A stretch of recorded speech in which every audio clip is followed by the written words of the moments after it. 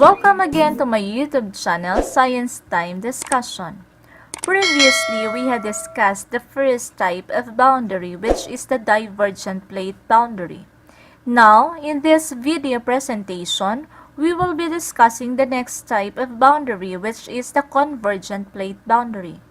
So, sit back and relax while watching and listening my discussion. Convergent plate boundary. Convergent plate boundaries are locations where lithospheric plates are moving towards one another. A convergent boundary, also known as a destructive boundary, is an area on Earth where two or more lithospheric plates collide. One plate eventually slides beneath the other, causing a process known as subduction. The subduction zone can be defined by a plane where many earthquakes occur. Subduction zones are areas where one lithospheric plate slides beneath another at a convergent boundary due to the lithospheric density differences. Subduction zones are often marked by an abundance of earthquakes, the result of internal deformation of the plate, convergence with the opposing plate, and bending at the oceanic trench. These collisions can lead to volcanism, earthquakes, destruction of lithosphere, and deformation of the crust. The geologic features related to convergent boundaries vary depending on crust type. There are three types of convergent boundaries: oceanic and continental convergence, oceanic and oceanic convergence, and continental and continental convergence. Let's start with oceanic and continental convergence. This convergence happens during collision of two plates. One has continental edge while the other has an oceanic edge. When continental and oceanic plates collide, the thinner and denser oceanic plate is overridden by the thicker and less dense continental plate. The oceanic plate is forced down into the mantle in a process known as subduction. From the diagram, the denser oceanic plate, or the plate A, undergoes what we call subduction process, or the bending of the crust towards the mantle.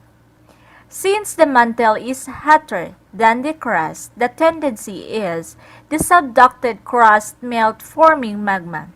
Addition of volatile materials such as water will cause the magma to become less dense, hence allowing it to rise and reach the crust once again and causing volcanic activities on the continental leading plate. For the oceanic crust, one important geologic feature formed is the trench, also called submarine valleys. Ocean trenches are the deepest part of the ocean. One of the deepest is the Philippine Trench. This event also gives rise to the formation of a volcanic arc near the edge of a continental leading plate. The next type of convergence is oceanic and oceanic convergence. When a convergent boundary occurs between two oceanic plates, one of those plates will subduct beneath the other.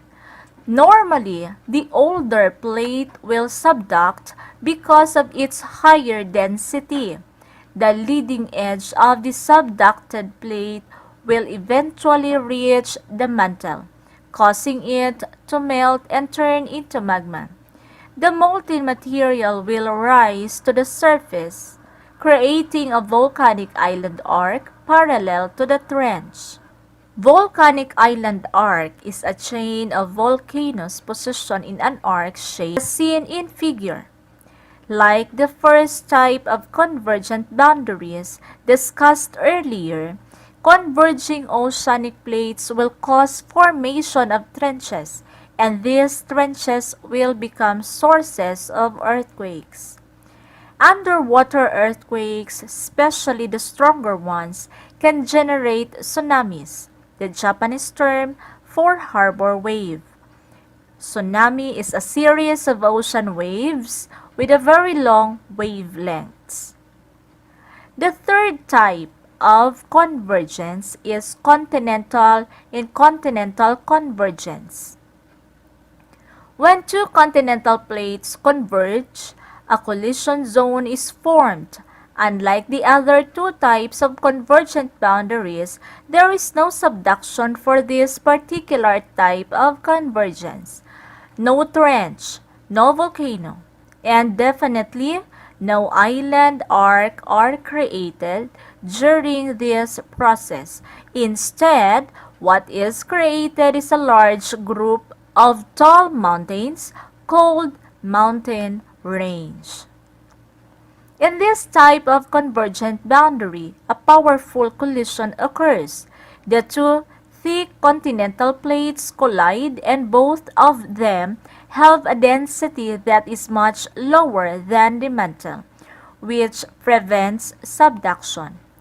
The intense compression can also cause extensive folding and faulting of rocks within the two colliding plates. This deformation can extend hundreds of miles into the plate interior. The Himalayan mountain range is the best active example of this type of plate boundary.